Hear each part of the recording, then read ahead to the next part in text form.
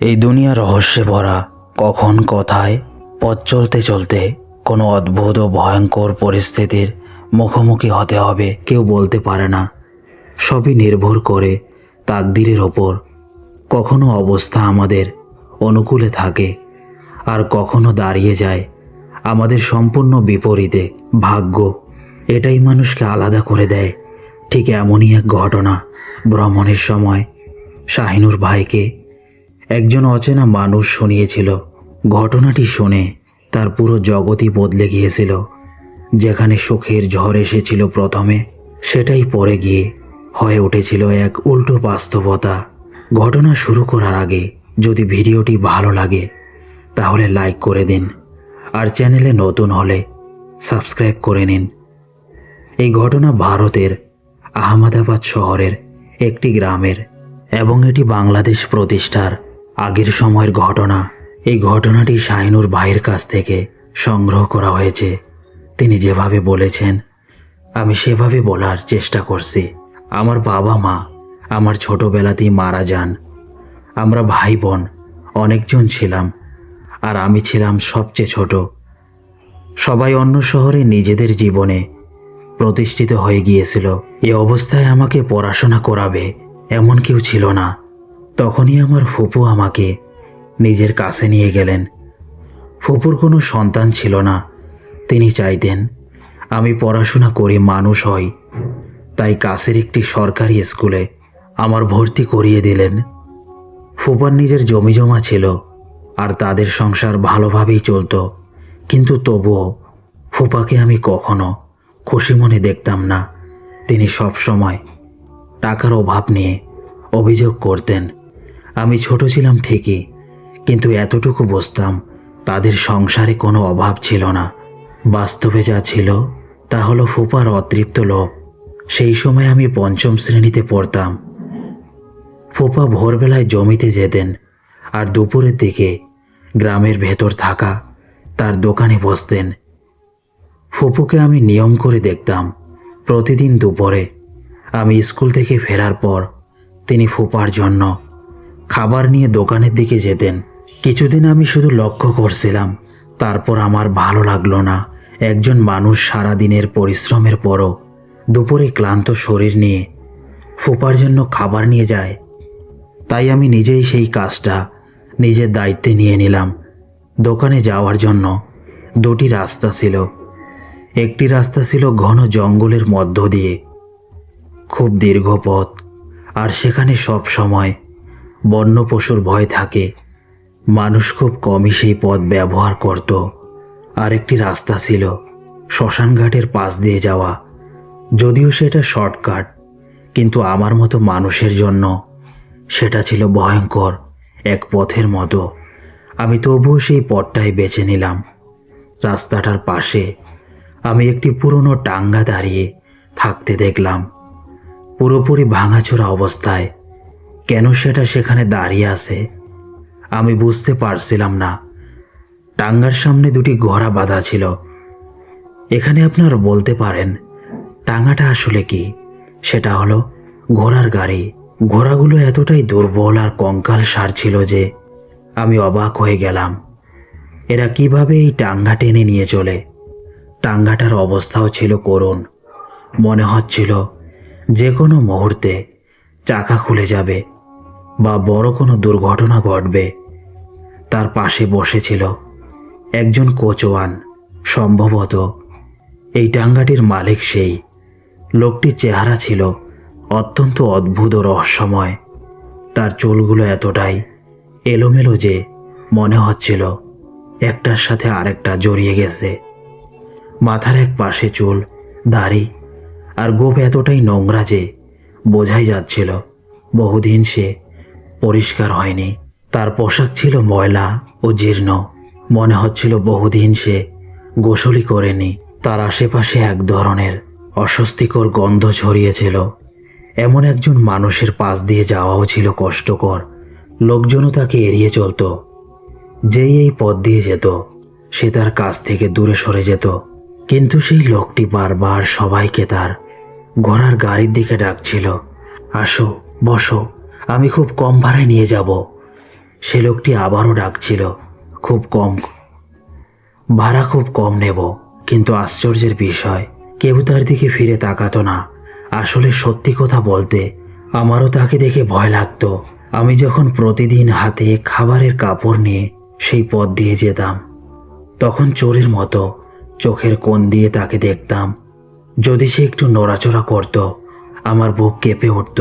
মনে হতো এই বুঝি সে আমার দিকে এগিয়ে এসে আমাকে ধরে ফেলবে। কখনো কখনো মনে হতো এই মানুষটা আদৌ মানুষ তো, কারণ শ্মশান ঘাটের পাশে এমন পরিবেশে তার উপস্থিতি ছিল আরো ভয়ঙ্কর। আমি যত তাড়াতাড়ি পারতাম দৌড়ে সেই জায়গা পার হয়ে যেতাম। শুধু একটাই ভয় ছিল, সে যেন আমার পেছনে না আসে। কেন জানি না, সেই লোকটার ভয় আমার ভেতরে গভীরভাবে ঢুকে গিয়েছিল। আমি মাঝে মাঝে তার চোখ এড়িয়ে যেতাম, কিন্তু আমি জানতাম না সে আমাকে প্রতিদিনই লক্ষ্য করত। একদিন নিয়ম অনুযায়ী আমি আবার সেই পথ দিয়ে যাচ্ছিলাম, কিন্তু সেদিন রাস্তা ছিল একদম নির্জন, যা স্বাভাবিক ছিল না। দূর দূর পর্যন্ত কোনো মানুষ দেখা যাচ্ছিল না। একবারে শুনশান পরিবেশ, শুধু একটা পথভ্রষ্ট কুকুর ছাড়া আর কিছুই চোখে পড়ছিল না। কুকুরটার চেয়েও সেই লোকটার কথা ভাবলেই আমার শরীর ঠান্ডা হয়ে যাচ্ছিল। সূর্য তখন মাথার ওপরে, হালকা বাতাস বইছিল, আর পাতা নড়লেই চারপাশে অদ্ভুত শব্দ তৈরি হচ্ছিল। আমি নিজের পায়ের শব্দ পর্যন্ত স্পষ্ট শুনতে পাচ্ছিলাম। হঠাৎ আমার মনে হলো আমি কি ভুল পথে চলে এসেছি, কিন্তু না, এটাই সেই একই রাস্তা যেটা দিয়ে আমি প্রতিদিন ফোপার জন্য খাবার নিয়ে যেতাম। আজ কেন জানি সব কিছু এত ভয়ঙ্কর আর নীরব লাগছে। আমি বুঝতে পারছিলাম না এই অদ্ভুত ভয়ঙ্কর নীরবতার মাঝেই যখন আমি সেই রাস্তার কাছাকাছি পৌঁছালাম, দূর থেকে আবারও সেই ঘোড়ার গাড়িকে দেখতে পেলাম। আমার ভয়ে অবস্থা খারাপ হয়ে গিয়েছিল। সেই কোচোয়ান ঠিক আগের মতোই একই জায়গায় বসেছিল, একই ভয়ঙ্কর চেহারায়, কিন্তু আজ তার হাতে ছিল একটা বড় বাঁশের লাঠি।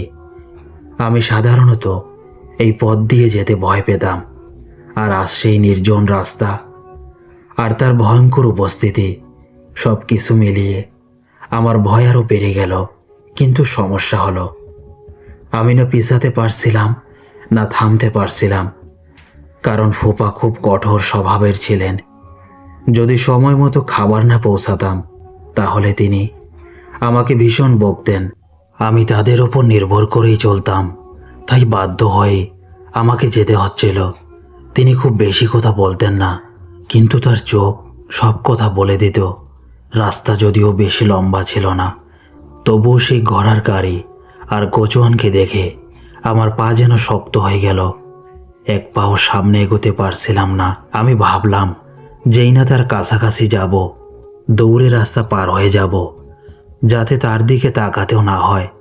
কিন্তু কি হলো জানি না, একটাও পা আমি ঠিকভাবে ফেলতে পারছিলাম না। 2 কদম কোনো মতে রাস্তার ওপর রাখতে পারলাম। তখনই মনে হলো একটা অদৃশ্য শক্তি আমার চারপাশে ঘুরছে, আর কেউ যেন আমার পা টেনে পিছনে নিয়ে যাচ্ছে। আমি সামনে যাওয়ার চেষ্টা করছিলাম, পুরো শক্তি লাগিয়েও যেন কোনো অদৃশ্য শক্তি আমাকে আটকিয়ে রেখেছে, বরং আমাকে আরও পেছনের দিকে টানছিল। আমার শ্বাস বন্ধ হয়ে আসছিল, মনে হচ্ছিল চারপাশের বাতাস থেমে গেছে, গলায় তীব্র জ্বালা অনুভব হচ্ছিল। হঠাৎ আমার কানে ভীষণ ভন ভন শব্দ শুরু হলো, যেন হাজার হাজার বড় বড় মাছি আমাকে ঘিরে ফেলেছে। আমি সাহায্যের জন্য চিৎকার করতে চাইলাম, কিন্তু আমার মুখ দিয়ে কোনো শব্দই বের হচ্ছিল না। মনে হচ্ছিল আমি যে কোনো মুহূর্তে মাটিতে পড়ে অজ্ঞান হয়ে যাব। আমার চোখ ধীরে ধীরে বন্ধ হয়ে আসছিল। ঠিক তখনই আমি দেখলাম সেই কোচোয়ান দৌড়ে আমার দিকে ছুটে আসছে। সে আমার খুব কাছে চলে আসতেই তার শরীর থেকে এমন ভয়ঙ্কর দুর্গন্ধ বের হচ্ছিল যে মনে হচ্ছিল আমি এই গন্ধেই মারা যাব।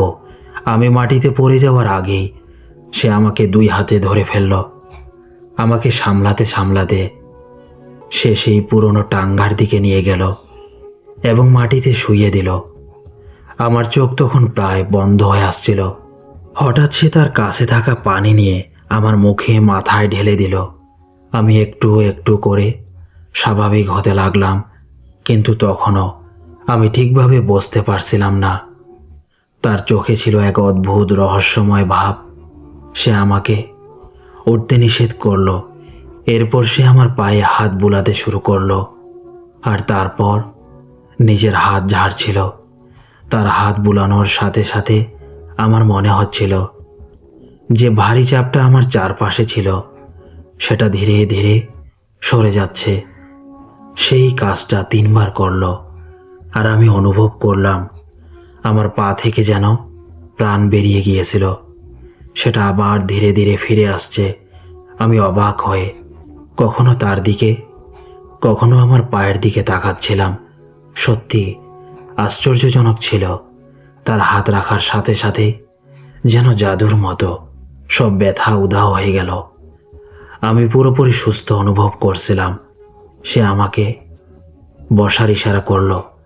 আমি বসে পড়লাম, আর সবচেয়ে অবাক করার বিষয় ছিল তার শরীর থেকে আসা সেই ভয়ঙ্কর দুর্গন্ধ এখন আর আমি অনুভব করছিলাম না। মনে হচ্ছিল হঠাৎ করেই সেই গন্ধ যেন উধাও হয়ে গেছে। আমি উঠে চলে যেতে চাইছিলাম, ঠিক তখনই সে বলল, তোর বাবা মা নেই, ভাই বোন সবাই আলাদা আলাদা থাকে, শুধু তোর ফুপু তোকে দেখাশোনা করে। এ কথা শুনে আমি একদম অবাক হয়ে গেলাম। সে আমার সম্পর্কে এসব কিভাবে জানলো? তার চোখের দিকে তাকানো আমার জন্য খুব কঠিন হয়ে যাচ্ছিল, কারণ আমি তার চোখে যেন ঘূর্ণায়মান গোল গোল দাগ দেখতে পাচ্ছিলাম। হঠাৎ সে আমার একদম কাছে এসে বলল, জানি না কেন তোর জন্য ভালো কিছু করতে ইচ্ছা করছে, কিন্তু এভাবে না। তারপর সে বলল, তোর হাতে যে খাবারটা আছে সেটা আমাকে দে। আমি দ্রুত আমার হাত পেছনে সরিয়ে নিলাম। ফুপার রাগী মুখটা আমার চোখের সামনে ভেসে উঠল। এটাই আমার জন্য যথেষ্ট ছিল। আমি কোনোভাবেই এই ভুল করতে পারতাম না। তার জন্য আনা খাবার অন্য কাউকে দিয়ে দেই, কিন্তু এবার সে আবার বলল, এই ছেলে, খাবারটা আমাকে দে। এবার সে আমার চোখের দিকে সরাসরি তাকিয়ে কথাটা বলল। তার দৃষ্টির সাথে সাথে আমার পুরো শরীর কেঁপে উঠল। মনে হচ্ছিল তার চোখে তাকালেই আমি আমার চিন্তা করার ক্ষমতাই হারিয়ে ফেলেছি। আমি চুপচাপ সেই খাবারটা তার সামনে রেখে দিলাম। সে রুমাল খুলল এবং একবারে বন্য মানুষের মতো খাবারের ওপর ঝাঁপিয়ে পড়ল। তার নোংরা ময়লা হাত দিয়ে সে খাবার খাচ্ছিল, কিন্তু আশ্চর্যের বিষয়, এখন আর আমার তার খাওয়ার ভঙ্গি দেখে অস্বস্তি লাগছিল না, না সেই ভয়ঙ্কর গন্ধটা অনুভব হচ্ছিল। আমি শুধু চুপচাপ তাকে দেখছিলাম। খাওয়া শেষ করে সে খালি রুমালটা আমার হাতে ফিরিয়ে দিল। তারপর আমার দিকে ঝুঁকে পড়ল। আমি তোকে খাবারটা এ কারণে চাইনি যে আমি খুব ক্ষুধার্ত ছিলাম, না এ কারণে যে আমার খাবার নেই। আমি এটা চেয়েছি শুধু নিজের শক্তি তোর ওপর ব্যবহার করতে। আমি চাই তুই আমার ঋণী হয়ে থাকিস, আর আমি কারো কাছে ঋণী না থাকি। এটা আমার সহ্য হয় না। তারপর সে একটু দূরে সরে গিয়ে বলল, এখন এখান থেকে চলে যা, আর পেছনে ফিরে তাকাবি না। যদি তাকাস তোকে এখানে পুড়িয়ে ছাই করে দেব। এ কথা বলেই সে আমার দিকে এক ধরনের ফু দিল। সেই ফু আমার গায়ে লাগতেই মনে হলো আমি যেন গভীর কোনো ঘুম থেকে হঠাৎ জেগে উঠেছি। আমার শরীর কেঁপে উঠল। আমি দৌড়াতে শুরু করলাম। আমি আর একবারও পেছনে তাকালাম না, সামনে নয়। আমি সোজা বাড়ির দিকে দৌড়ালাম। বাড়ি পৌঁছে দেখি আমার পুরো শরীর ঘামে ভিজে গেছে। শরীর এত গরম হয়ে গেছে যেন জ্বরে পড়ছে, আর মুখ একদম ফ্যাকাশে। ফুপু আমাকে দেখে সঙ্গে সঙ্গে বলে উঠল, কি হয়েছে? পাগলা কুকুর তোর পেছনে লেগেছিল নাকি? আমি তখন ঠিক মতো কিছু বলতে পারছিলাম না, শুধু বললাম হ্যাঁ। বড় কষ্টে প্রাণ নিয়ে ফিরেছি। তিনি খালি রুমালের দিকে তাকিয়ে জিজ্ঞেস করলেন, খাবারটা কোথায়? আমি বললাম, মাঝপথে পড়ে গেছে। আমি আর সামলাতে পারিনি। ফুপু আমার অবস্থা দেখে সঙ্গে সঙ্গে আমার ওপর দয়া করলেন। তিনি তখন আর কোনো প্রশ্ন করলেন না। কিন্তু ফুপার যে কথাগুলো আমি শুনেছিলাম, সেই কথাগুলো, সেগুলো আমি কিভাবে বলবো? এমন কিছু বাক্য তিনি বলেছিলেন যা হয়তো আপনারা কখনোই শোনেননি। কিন্তু সেই রাত থেকে সেই কচুয়ানের মুখ আমার চোখের সামনে থেকে আর যাচ্ছিল না। ঘুমের মধ্যে জেগে থাকার সময় সব সময় সে আমার সামনে ভেসে উঠত। আমি কিছুই বুঝতে পারছিলাম না আমার সাথে এটা কি হচ্ছে। পরের দিন আমি ভীষণভাবে কাঁপছিলাম। ওই জায়গায় যাওয়া, ফুপার জন্য খাবার নিয়ে যাওয়া, সব কিছুতেই আমার শরীরে যেন বিদ্যুৎ খেলে যাচ্ছিল। কিন্তু মরতে হলে মরতে হয়, আর এই ভেবে আমাকে যেতেই হলো। না গেলে জবাব দিতে হতো, আর সত্যিটা কতদিনই বা লুকিয়ে রাখা যেত।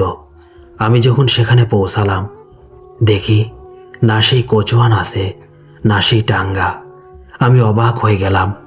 রাস্তার পরিবেশ স্বাভাবিকই ছিল, মানুষের চলাচলও আগের মতোই, কিন্তু তবুও মনে হচ্ছিল কোনো অদৃশ্য শক্তি আমাকে আবার সেই জায়গার দিকেই টেনে নিয়ে যাচ্ছে, যেখানে সে বসে থাকতো। আমার চিন্তাগুলো যেন বারবার সেদিকেই ফিরে যাচ্ছিল। আমি জানি না কিভাবে আবারও আমি ঠিক সেই জায়গায় পৌঁছে গেলাম যেখানে সেই কচুয়ান আর টাঙ্গা ছিল। কিন্তু এবার আমি যা দেখলাম, সেখানে একটি কালো চাদর পরে আছে, যেন কিছু ঢেকে রাখা হয়েছে। আবার মাথার ভেতরে বারবার একটি শব্দ বাজছিল, চাদরটা খোলো।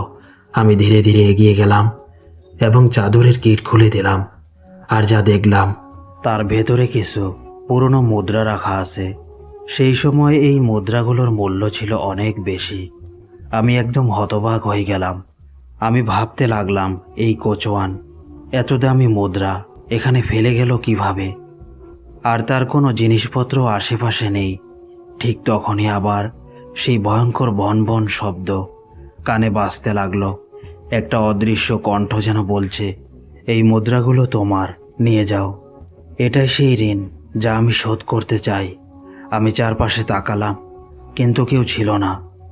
আমি সেই মুদ্রাগুলো তুলে আমার পকেটে রাখলাম।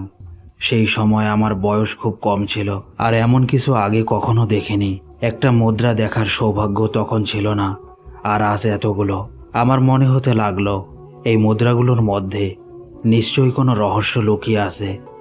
হয়তো এগুলো সেই কচুয়ানেরই, যা সে ভুলে রেখে গেছে। আর আমার মাথার ভেতরের সব ভয়ঙ্কর শব্দ, সব প্রশ্ন, আমি নিজেকে বোঝাতে লাগলাম হয়তো এটা শুধু আমার মনের ভুল। ঠিক করলাম কাল আবার এসে এগুলো ফিরিয়ে দেব। পরের দিন আমি আবার সেই জায়গায় গেলাম, কিন্তু সেখানে না সেই কচুয়ান ছিল, না সেই টাঙ্গা। শুধু সেই কালো চাদরটা আগের মতোই পড়েছিল, আর তার ভেতরে রাখা মুদ্রাগুলো দেখে আমি আবারও অবাক হয়ে গেলাম। এটা আসলে কি ঘটছে? সবচেয়ে আশ্চর্যের বিষয় ছিল, এই চাদর আর মুদ্রাগুলো অন্য কেউ দেখতে পেত না। মনে হচ্ছিল যেন এগুলো শুধু আমার জন্যই রাখা হয়েছে। এবার আমারও বিশ্বাস হতে লাগলো হয়তো এই মুদ্রাগুলো সত্যি আমার জন্যই। আমি সেগুলো নিয়ে গিয়ে আমার বাক্সে রেখে দিতাম, যেখানে আমার কিছু কাপড় আর জরুরি জিনিসপত্র থাকতো। কিন্তু সেই কচুয়ান কোথায় গেল? আর কোনো খোঁজই আর পাওয়া গেল না। এভাবে প্রতিদিনই আমার কাছে মুদ্রা জমতে লাগলো। আমি প্রতিদিন সেই চাদর খুলতাম, মুদ্রা নিতাম আর বাড়িতে নিয়ে যেতাম। কখনোই আমি সেগুলো গুনে দেখিনি, আর না কখনো খরচ করার সাহস করেছি। কারণ যদি ফুপা দেখে ফেলতেন তাহলে কি হতো আমি ভাবতেও পারতাম না। আমি আশেপাশের লোকজনের কাছেও সেই কচুয়ানের কথা জিজ্ঞেস করলাম, যদি কোনো সূত্র পাওয়া যায়। লোকেরা বলতো, হ্যাঁ, আগে এখানে একজন কচুয়ান দেখা যেত, কিন্তু হঠাৎ সে কোথাও হারিয়ে গেল। কেউ জানে না, কেউ তার কোনো খবর জানতো না। এই মুদ্রাগুলো একদিকে আমাকে ভবিষ্যতের স্বপ্ন দেখাতো, আর অন্যদিকে ভয়ও দিত। ভয় ছিল যদি ফুপা কখনো জানতে পারেন তাহলে কি হবে? এই ভয়ের কারণে আমি মুদ্রাগুলো দুই ভাগে লুকিয়ে রাখতাম, একটা বাক্সে আর অন্যটা আমার পায়জামার ভেতরে লুকানো অংশে। পুরনো কাপড়ের ভেতরেই সেগুলো গোপন করে রাখতাম, যাতে কেউ ধরতে না পারে। কিন্তু যে ভয় আমি সব সময় মনে মনে পুষে রেখেছিলাম, সেটাই একদিন সত্যি হয়ে গেল। ফুপা কোনো প্রয়োজনীয় জিনিস খুঁজতে গিয়ে আমার বাক্স খুলে ফেললেন, আর তখনই তার চোখ বড় হয়ে গেল। তিনি ভাবলেন আমি চুরিচামারি করেছি। এরপর যা হলো, তিনি আমার ওপর এমনভাবে রাগ করলেন যে প্রতিটি আঘাতের সাথে সাথে আমি কেঁপে উঠছিলাম। তিনি আমাকে কথা বলার কোনো সুযোগই দিলেন না। আমি কিছু বলতে গেলে ফুপা আমাকে লাথি মারতে লাগলেন। ফুপু আমার ওপর পুরোপুরি ভরসা করতেন তার ভাইয়ের রক্তের ওপর, কিন্তু ফুপার সামনে কার কথা শোনা হতো? অনেক মারধরের পর তিনি জিজ্ঞেস করলেন, এইসব কোথা থেকে এনেছিস বল? আমি মনে মনে ভাবলাম, এটা কি আগে জিজ্ঞেস করা যেত না? আমি মিথ্যা বলিনি, আর বলার দরকারও ছিল না। আমি সত্যিটাই বললাম। ফুপা লোভে বারবার সেই জায়গায় গিয়েছিলেন, কিন্তু আর কখনো সেই কচোয়ান, সেই টাঙ্গা বা সেই চাদর কিছুই দেখা গেল না। আর সবচেয়ে আশ্চর্যের বিষয় হলো, যেই মুহূর্তে আমি ফুপাকে সব বলে দিলাম, সেই মুহূর্ত থেকেই আমার কাছে মুদ্রা আসাও বন্ধ হয়ে গেল। ফুপা আমার বাক্স থেকে সব মুদ্রা নিয়ে নিলেন, কিন্তু আশ্চর্যজনকভাবে সেগুলো তার কোনো কাজে লাগলো না। বরং সেই মুদ্রাগুলোর কারণে তার ব্যবসায় বড় ধরনের ক্ষতি হলো। আমার কাছে কিছু মুদ্রা পাঞ্জাবির ভেতরেই ছিল, যেগুলো আমি বুকের সাথে লুকিয়ে রাখতাম। কিছুদিন পর একদিন দুর্ঘটনায় ফুপার মৃত্যু হয়। এরপর আমি আর কখনো সেই মুদ্রাগুলো ব্যবহার করিনি। আমি নিজের হাতে নিজের পরিশ্রমে ছোট একটি ব্যবসা করি, আর আল্লাহ তাতে বরকত দেন। সব কিছু নিজের উপার্জনে করেছি। কেউ কখনো বলতে পারেনি যে আমি ফুপার টাকায় চলেছি। আমার ভাই বোনরা অবাক হতো, এত ছোট বয়সে আমি কিভাবে এত কিছু করলাম। সবাই আমাকে একা করে দিয়েছিল, কিন্তু আমার রব আমাকে সহায়তা করলেন। আর সেই কোচওয়ান, সে আসলে কে ছিল, কোথায় থেকে এসেছিল, আর কোথায় হারিয়ে গেল তা আজও জানি না। কিন্তু তার কারণে আমার জীবনের দরজা যেন এক নতুন ভাগ্যের দিকে খুলে গিয়েছিল। লিসেনার্স, এই ঘটনা আমাদের শেখায়, মানুষের জীবন, ঘটনা আর রহস্য সব কিছুই এমন এক জালে বাঁধা, যা আমরা সব সময় বুঝতে পারি না। তো এই ছিল ঘটনা। আশা করি ঘটনাটি আপনাদের ভালো লেগেছে।